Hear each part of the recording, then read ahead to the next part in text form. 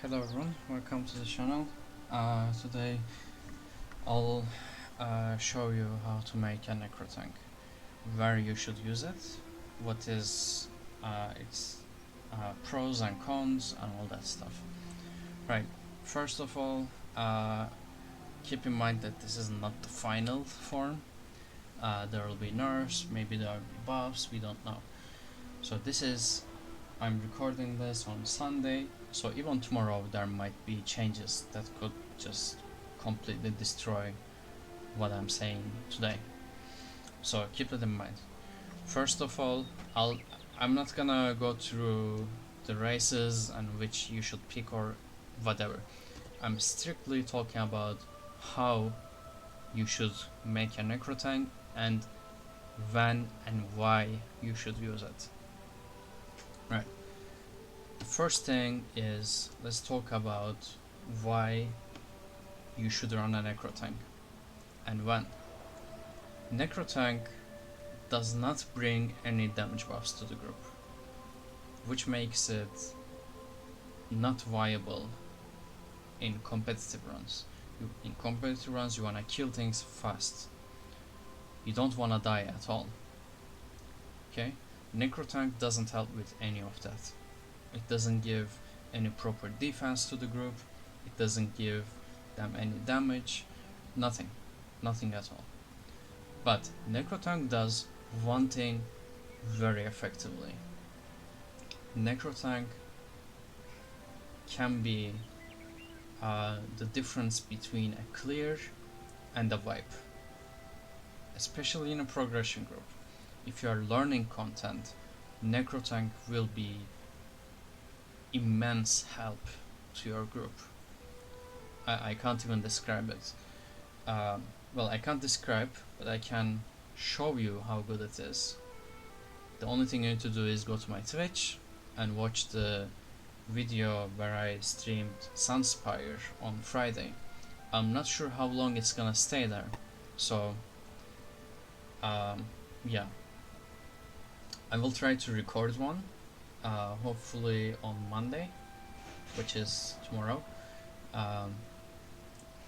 If we get a clear, I think we'll start some hard modes tomorrow, but I don't know. The point is still there. I'll try to record, and if we get a clear, I'll post it on YouTube. Right. Anyway, let's get back to it. Necro tank has a rest ulti. This right here. I'll explain everything, and this helps you go through content.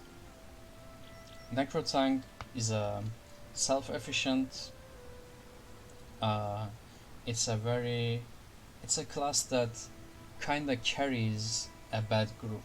Let's say it like that. It doesn't matter. For example, if you are using Alkosh in a bad group, you won't get much synergies. The Magic Sorcerer will put it all over the place, the Conduit, you won't get good Alkosh uptime. In a Necro, that's not a concern. You can give yourself a synergy and you can have Purify anytime you want. That means, like, theoretically 100%, realistically 90+% Alkosh uptime, which is very difficult to get, even in like somewhat good groups. So necro tank helps with a lot of those, but in any good group you don't want to be a necro tank. You will feel useless, I can tell you that. Right. Necro tank's main strength is being able to prevent wipes by resting people, and how you do that is insane. The ultimate, the rest ultimate, is good. We might see a nerf to it because of PvP, but here's the thing. As a necro tank, not as a necro DD or anything, necro tank has insane ultimate regeneration, the best out of all classes. They have the best ulti gen. That means you can use rest ulti very frequently and get your group mates up. like it takes 20-30 seconds, something like that, to get your rest ulti ready, which is insane, assuming that it takes 5 seconds for a DD to rest someone. Like, imagine how fast we are talking about here. So we are talking like 30 seconds most. In a raid, you will have synergies that will activate synergizer, passive from CP, everything, 30 seconds most. Okay? But if you play it right, and I'm gonna show you how to play it right in this video, how to theorycraft a good Necrotank build that serves its purpose. And with this build you will be able to help your teammates clear a content so much easier, especially new trial coming out. Your people, your group mates will die, and Necrotank helps a lot. So let's just jump into it. 64 health, no question about it. 64 health. I chose Imperial, whatever race you want, go for it. We are running Acro, we are running tri-stat food, we are running tri-stat potions. These are the potions, these are the food. For the gear, Lord Warden, or Turvokun in trash fights, or Earthgore for self-healing. YOLO set, max health, minor Aegis, max stamina, max health. When you taunt, you give everyone weapon and spell damage, minor courage. Amazing set, very easy to keep up. When I show you the rotation, you will see how easy it is to keep this buff up, and the rotation is especially important. I will show you at the very end of the video. Okay. The other set we are using is Alkosh. Keep in mind that currently, as I'm speaking, this is Sunday. Tomorrow will be a patch. They might fix it or not, I don't know. Just so you know, Alkosh currently does not work on Sunspire bosses. It actually does, but you have to target them at a specific angle or something, and you have to be really close or you won't be able to apply Alkosh, which is very difficult. It messes things up, okay? And Alkosh is not a priority in a progression group. It is a damage buff, a very good one that is, but still. Currently, with the bug going on right now, I recommend against it.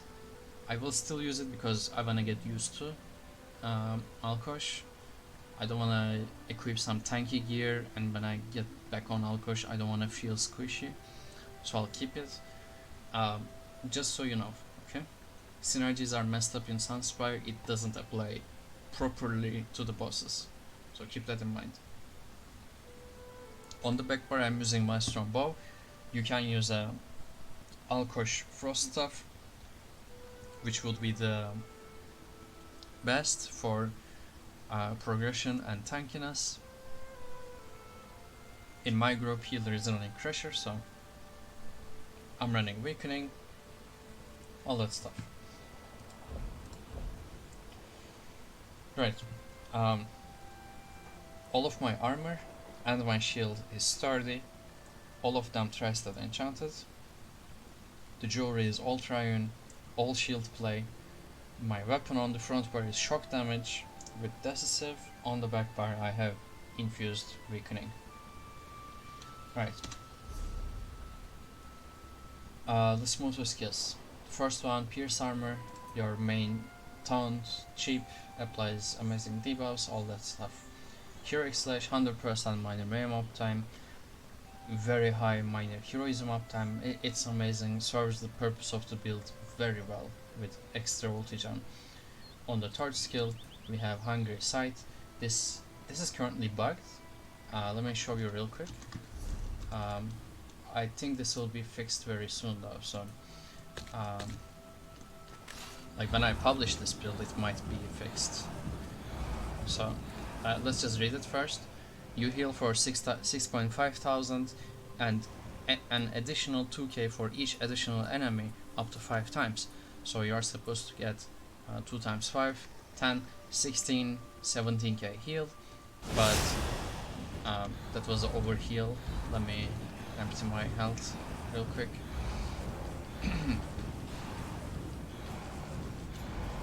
Right, let's wait for the debuff to be gone. There we go. That's a 5.6k heal. If I go hit 6 allies, that's again 5.6k heal. It currently does not work, so if you think this skill is great, wait until it gets fixed, because it's gonna be fucking amazing. Right, so that's how it works. It's a fairly cheap self-heal skill. It's decent, not bad. In a single target, it doesn't even compare with something like Dragon Blood, but it still does decent and on-demand healing, which is amazing. In trash fights though, that's where it shines. On the fourth skill, we are gonna be using Intensive Mender. Now let me explain really quickly why you should choose this morph instead of the other one. Now before I explain this, you need to know something specific. This is how corpses work on a Necromancer. Now when you read the skill at the very bottom, it says creates a corpse on death. It doesn't necessarily need to die. Okay, you can refresh it, but here's the thing, you can't just spam the skill and get corpse on demand. You have to wait a certain amount of time. Okay, there are 3 conditions where you can create a corpse from an ability. It needs to say, first of all, it needs to say creates a corpse on that, okay? That's a requirement, not a condition. The first condition is it expires, it runs the full duration, it will drop on the ground as a corpse, which you can use. The second condition is someone kills it. Like, mechanics don't hit pets, so this doesn't apply in PvE, but in PvP, your pets, if they die, you know what to do. The third option is waiting half of its duration and refreshing it, which means if this duration is 16 seconds, I have to wait 8 seconds when I refresh if I want a corpse on it. Okay? This means if this is 16 seconds duration, I will have to wait 8 seconds before I can get a corpse out of this skill. With this morph, the duration is 8 seconds. That means I can create a corpse every 4 seconds instead of 8. Right? Now that means I get more corpses per second. I can get twice more corpses compared to this morph. Right? Now you're gonna see why I chose that morph, because there's a specific skill which we are coming right now, which is Necrotic Potency. You want to have as many corpses as you can. Here's why. Necrotic Potency will give you 6 ultimates per corpse. Let me show you how that works.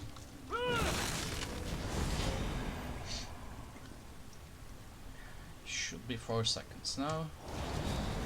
There we go. There's a corpse. I suck it, and you will see my ultimate went up. But it didn't give me 6 ultimate. Why do you think that is? Now it gave 6. Because there's a passive here. When you use an ability on a corpse, you generate 10 ultimate. This effect can occur once every 16 seconds. Okay? So that means this skill will proc this passive every 16 seconds. And instead of giving 6, it will give you 16. Alright? That's how it works. Look at my ulti. 306. It will be, it's gonna give me 16 ultimate, and I will have a lot more. There you go. 322. Okay. Now if I create again, I'll get only 6 ultimate. Okay. Now that's so Intensive Mender becomes your highest ulti-gen skill. Actually, you combine this, and you get a lot of ulti. Right. Your ultimate should be animated blast bombs. You can pick the other morph, but here's the problem. This gives you sustain, but if you don't need sustain, if you feel fine, pick the other one, because when you rest someone, you will create blast bombs which explode and which create corpses. Those corpses you can again use Necrotic Potency on to get ultimate again. So if you rest 3 people with animate blast bombs, you will get 3 blast bombs which will explode, and you suck them up, you get 18 ultimate right off the bat. Okay, you are already 10% there. Okay, 10% of your ulti filled up immediately. Right, that's how it works. That's how our front bar goes like. And for slotting the skill, your damage taken is reduced by 3%, and it is a very decent heal. Very nice heal over time, that is. On the back bar we have a flex spot. You can put Silver Leash, you can put Avid Boneyard, you can put Resistance Flash. Now, I will explain Silver Leash while we are talking about Summoner's Armor. I'm gonna talk about Resistant Flash for now. Resistant Flash is a way to get Alco Shop time. If you read the skill, you will heal someone for 6k, but applying minor defile to yourself for 4 seconds. Do you remember at the beginning of the video I told you that Necrotank is really good at keeping Alco Shop time on himself, by himself, without depending on other people? Here's what you do. You have Avid Boneyard, which gives you a synergy, and you can use this every 20 seconds. And if you have a Templar healer, which most likely you will have, they will have extended ritual or ritual of retribution, or you will have a Templar DD which uses ritual of retribution, doesn't matter. That skill will give you Purify. Purify removes a negative effect from you. If you use the skill, you will have minor defile which you can purge with Purify. That means you can get an Alkosh proc on demand. Alright? Which also again has a 20-second cooldown. That means just by alternating between Avid Boneyard and Purify synergy with Resistant Flash, you will have like realistically 90% plus uptime on it. Okay, just make sure your healer puts the ritual on you. At least you are in the ritual, one of those. So yeah, that's how it goes. This is a flex spot. You can use either Leash or Resistant Flash. Second skill is Endless Sail. You can use Destro stuff with Elemental Blockade, either Lightning or Shock, up to you. This is for Enchant procs, by the way. On the third skill we have Inner Rage, Range Taunt, doesn't matter which one. Now let's talk about Summoner's Armor and Beckoning Armor. Now here's why I don't use Beckoning Armor. Even though it sounds good on paper, it's not. It's absolute garbage, this pull. It happens only 3 seconds, which means you cannot, they have to hit you, okay? And it doesn't matter if you block it or not, they will pull you. You will pull them, okay? Now, here's the problem with this. You cannot control what you pull. This is the first problem. Second problem is, they may not be attacking you, which means you have to range taunt them. This is the second problem. After you taunt them, you need to wait for them to hit you, which can be 2 or even 5 seconds, depending on content and what enemy. They might be casting something which you need to interrupt, and you don't have a range interrupt. What are you gonna do? Silver Leash is a range interrupt if you can pull the enemy. Silver Leash is better, gives more control in the battleground. You control enemies, they don't control you. Okay? Beckoning Armor doesn't do that. You depend on enemies to act in a certain way in order to pull them.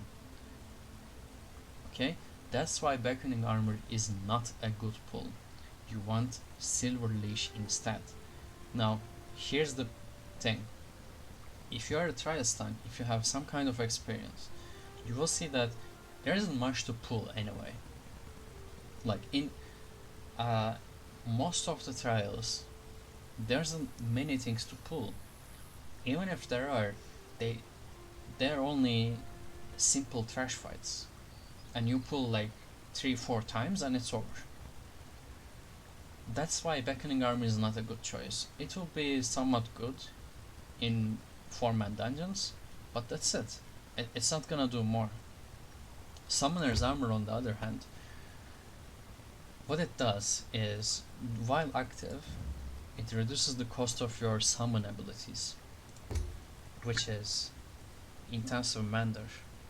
If you are using other summons like Skeletal Arcanist, which we'll get to after I explain all the skills I have, you will reduce their cost. So 12% magical cost increase on every summon you have. So this will add up during the fight, and you will see a huge difference in your magical sustain. Alright? That's why I can sustain with only auto rank and nothing else. Alright? That's why I can do that. So Summoner's Armor, definitely the better choice. Don't pick Beckoning. It's garbage. Don't do it. Again, Vivid Boneyard, I already explained. It doesn't matter if it deals damage or not. The only important thing you need to do is make sure you suck up all the corpses before using it, because it does consume a corpse to deal more damage. Let me show you. Look, I'll just create a corpse from this and I will use it. See? I can't suck up that corpse now. Where's my ultimate? So I don't want to do that. Okay? So make sure before using Boneyard, use Necrotic Potency, suck up all the corpses, then use Boneyard. Don't waste your potential ultimate. And Warhorn, obviously. If you are not using Warhorn, put Goliath on the front bar, or the barrier for magical region, and that's it. You will have, while a summon up, you will have a lot of magical recovery. Okay? That's how my skill setup is. It completely depends what you want to do. Right, now let's talk about other potential skills you can use. Stalking Blast Bones, even though very expensive, they create a corpse on that, which you can use to increase your magical sustain. Skeletal Arcanist, same thing, creates a corpse, refresh every 8 seconds, you get 1 extra corpse to get ultimate from. Don't use this skill, absolute garbage, the magical restore one, it's not worth it. Look at the magic cost, 3.1k, look at the magical restore, 2.7k. The only thing you would be using this skill for is 400 magica. You waste 400 magica and the skill slot to just deal damage. Not worth it. Just because it says restores magica, don't jump into it. It's shit. Don't use it. Remote Totem. Now, if you are using Ring of Preservation before, drop it. Remote Totem is better. Look, let me slot both of them and show you with comparison. This has 10 seconds duration, 28 meters range and 6 seconds radius. I can cast it all the way over there. I don't give a shit. And it gives what? Minor protection. Okay? Which is why you are using Circle of Protection. Think about first boss Wehoff. You don't have to make your healers use this. Which I know some healers are using this skill in Halls of Fabrication. If you are a Necrotank, you don't need to do that. While kiting the sparks, while off-tanking as a Necrotank, you can put this on the group. See? All the way 28 meters range. No problem at all. While Ring of Preservation has smaller radius, you cannot cast it from range, and costs 6k stamina, 6k plus, 6.3k stamina. It does last more, but do you think it's really worth it to not run this? I think the answer is clear there. So, and also you can use this as a fear. It will explode after 2 seconds, and of course it doesn't do that to the dummies because they are CC immune, but you get my point. It will inflict fear to them, and you can use it as a AoE CC ability. They will just sit there for 4 seconds. Now, why you don't want to use the other morph? Let me explain that real quick. The other morph, where is it? There we go. The other morph, Agony Totem. Now, just read it, okay? And let's think about this. Allies can activate Pure Agony, causing enemies to take magic damage over 5 seconds, and applying minor vulnerability to them for the duration. This duration is 5 seconds, guys, not 8 or 10, okay? That means 4 DDs need to, sorry for the barking by the way, 4 DDs need to alternate it. In theory, they won't even be, like 4 DDs is not enough to get 100% just from this. Realistically, you will want 5 DDs alternating constantly the synergy, and every time you have to cast it again, 4k Magicka. This is not a reliable way to get minor vulnerability uptime, okay? It is AoE, doesn't matter, it is not reliable, okay? Don't use it. If you want minor vulnerability in AoE, look, this is what you do. Let me find this real quick. You get Tear Focus. Alright. Look. I'll target the middle one. Charge it lightning stuff.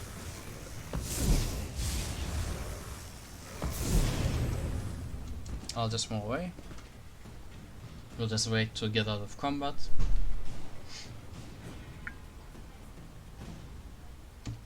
Open combat matrix, debuffs out. The first one will not have it obviously, but 3 focus has a huge chance to apply minor vulnerability. Okay, if you want minor vulnerability in a trash fight or something, just do this, or tell your healer to do it. AoE minor vulnerability is not a big deal because it is this easy to get it. What I did, it's not even a shock enchant. If I put a shock enchant on this, I will get concussion on the enemy I'm hitting at as well. Okay, so you just put a shock enchant on this, charged Mindstorm Lightning, get the Elemental Force passive, get the Tri-Focus, and heavy attack a bunch of enemies. They will all have big uptime on the concussion. Okay, that's it. That's what you gotta do. So don't waste your range minor protection on a shitty skill like the other morph. Right? Don't do it. Now, let's keep going. Empowering Grasp. Now, the first thing people do is, oh shit, AoE root.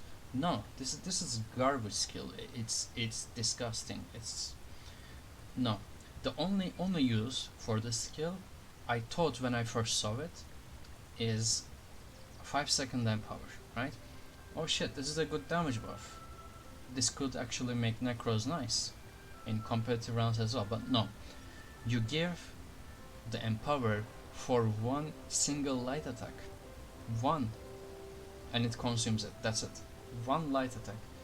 Not worth it. Don't use it.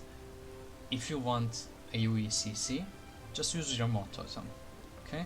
It's a hard CC, I know, but much reliable than this piece of garbage. So, there you go. I highly recommend against it. If you wanna use, go for it, but no, not really, no. Expansion Modify. Now, there are some people that are trying to make this skill work for a perma-blocking Necro tank. with Resistant Flesh. Resistant Flesh gives you minor defile, and you use the Purge to give yourself stamina. Okay, here is what they do. They do this. Let me.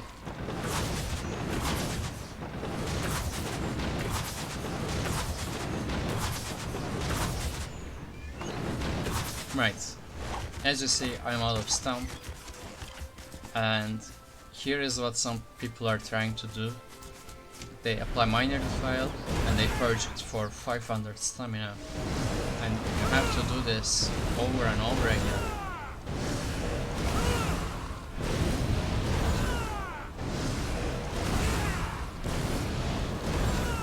That's it.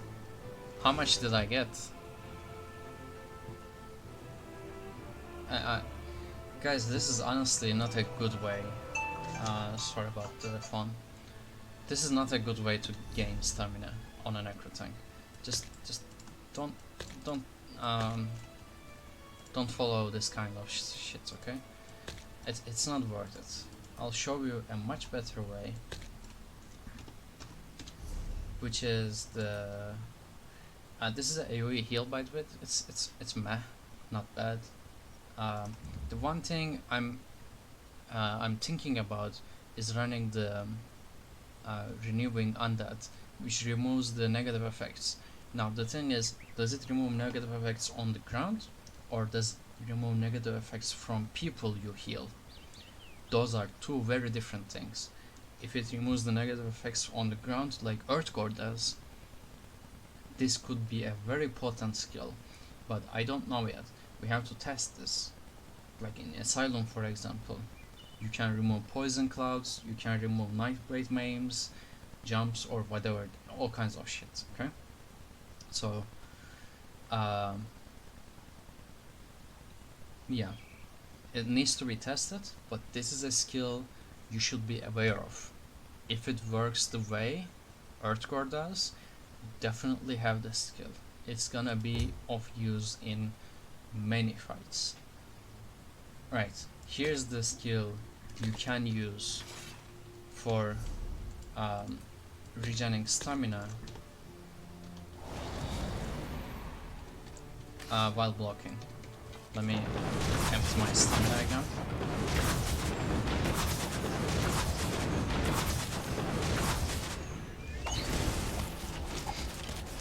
That's it. Look at my stamina. I get 500 very fast. And it just needs a corpse to do it. 5.1k. Going up, going up, going up. Still going from 5.1k to 7.9. That means 2.8. Let's see the tooltip. Yeah, 2.8. Okay? Which is a lot more. How much we get from this? 515. How much we get from this? 2.8. Which is like 8 casts. Sorry, 5. 5 casts of this equals 1 cast of this. It's overtime, but you don't spend 4k magicka and 2k health for it. Okay? Every time. You just cast this once for 3k, which is much cheaper. You get a decent heal, you get some kind of decent stamina, and while it is slotted, it increases your healing done. So there you go. That's how you get stamina while perma blocking on a necro tank. Alright? But again, it consumes a corpse, which means you are giving up ultigen. Keep that in mind too. What you can do is, if you already have the rest ulti up, and if it's the only thing you are using, you can put it on backbar like this, and when you have a corpse up, your rest ulti is ready to go, and you want some stamina for yourself, then just use the corpse for yourself and your stamina gain. Why not? Okay, that's how it works. Now let's go through the passives real quick. I'll explain how they work. There's nothing for you here. It's just DPS passives all over the place. Now, here is something kinda decent. Whenever something dies while you are in combat, in 28 meters, that basically means whenever something dies, because you'll always be in range. That's huge. You get 100 magic and stamina every 2 seconds. This is actually really good, especially if you are getting bleeds. I think, I'm not a Black Rose expert, but I think in Black Rose you get some bleeds, I'm not sure. In Phelps applies a bleed on you. There are a lot of damage over times in a lot of content, so this could make you very tanky. It's a decent passive.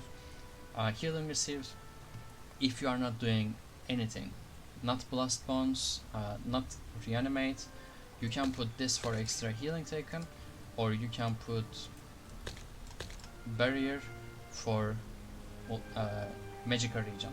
Okay, but yeah, yeah, 2k health there. Now this is a very stretch passive, but I will talk about it. If you are healing the group and you want to heal them for more, what you can do is Resistant Flesh will apply Minor Defile on yourself, which will activate this passive. That means if you use Resistant Flesh, your healing towards the group will increase by 8% because you have Minor Defile. Remember, Minor Defile does not increase your healing done. Does not decrease your healing done. It decreases the healing you take from other people. Okay, so if you are looking to heal the group, you can Resistance Flesh, and that will increase the healing done towards your group. Again, it's a really, like, most likely you will never need it, but it's something you should be aware of. Near that experience, this basically means while leaving that ability slotted, such as Intensive Mender, you will heal better. Your heals will have more crit chance. For example, this one. When you're low health, hit Hungry sight, and it's probably gonna be a crit. So, like up to 20% more crits on low health targets. We already talked about this while talking about Necrotic Potency, and this gives you, while you have a summon up, 300 regen, and you pop a potion. There you go, 1.2k, almost 1.3k. If you have a Warden Healer with mushrooms, they're gonna give you the Minor Intellect, or a Sorcerer Healer that keeps the Empowering Ward up. You will have Minor Intellect from there, and you will have a lot of regen. And as you see, I'm not running any magical regen. The only investment I have is Acro. And still, I have a ton of magical regen. So yeah. Okay, that's basically how it works. I'll quickly go through my CP to show you what I'm running in Sunspire. You can pause anytime you want.